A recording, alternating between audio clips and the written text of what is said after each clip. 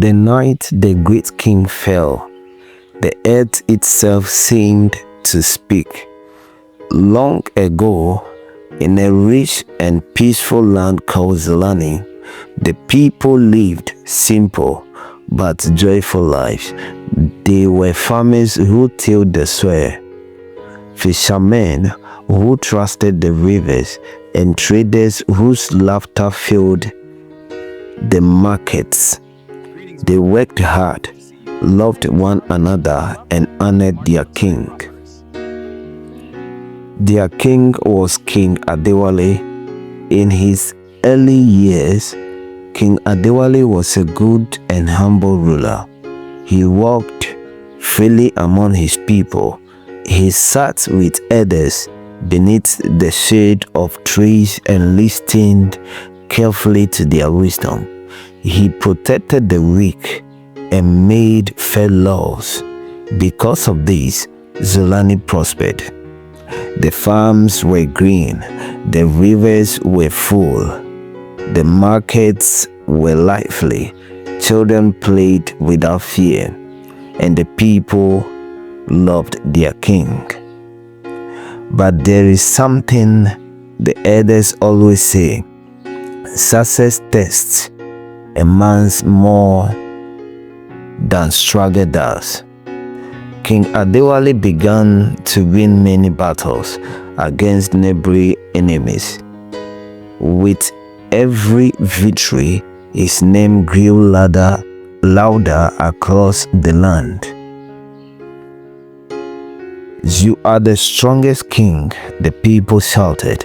"You are greater than all rulers before you," they sang. At first, he smiled and thanked them, but slowly he began to believe every word. Pride entered his heart quietly, like smoke entering a heart. He stopped visiting the market. He no longer sat with the elders.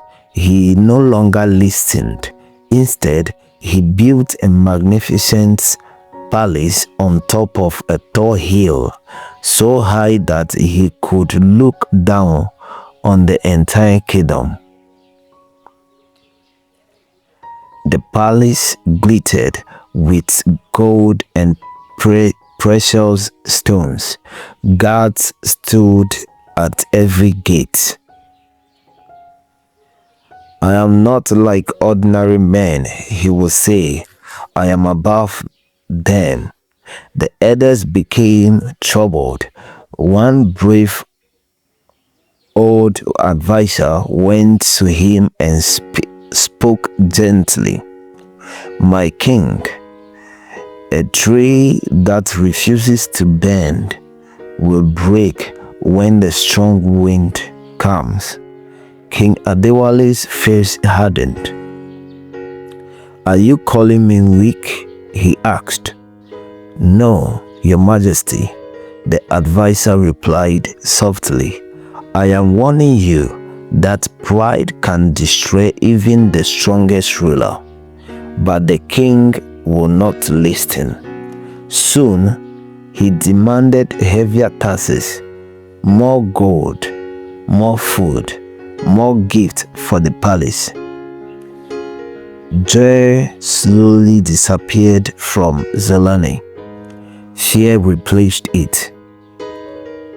Then came a terrible year. The rains did not fall. The sun burned the earth without mercy. Crops withered in the fields. Rivers shrank into thin streams. Hunger spread across the land. The elders went again to the palace. "Your Majesty," they pleaded, "open the royal house. Food is saved there. The people are starving." But King Adewale shook his head. "The storehouse is for the palace," he declared. "If the king remains strong, the kingdom remains strong." The elders left in silence. Then one night, the sky changed. Dark clouds gathered without warning. Fierce winds swept across the land. Thunder roared. Rain poured heavily without stopping. The dry earth could not hold the sudden flood. The tall hill beneath the golden palace became soft and unstable. Inside, the walls trembled. Before the king would understand what was happening, the ground cracked, the hill collapsed. The mighty palace broke apart, and King Adewale, the king who once stood high above all, slipped and fell into the mud below. By morning, the palace was in ruins. The king lay injured at the bottom of the hill. His crown was gone. His royal garments were torn. Mud covered his body. For the first time in many years, he lay on the same ground as his people. The villagers saw him. Though he had treated them harshly, they did not abandon him. They carried him gently to a small house. A farmer gave him water.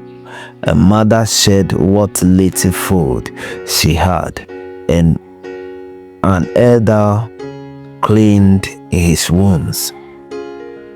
When the king awoke, confusion filled his eyes.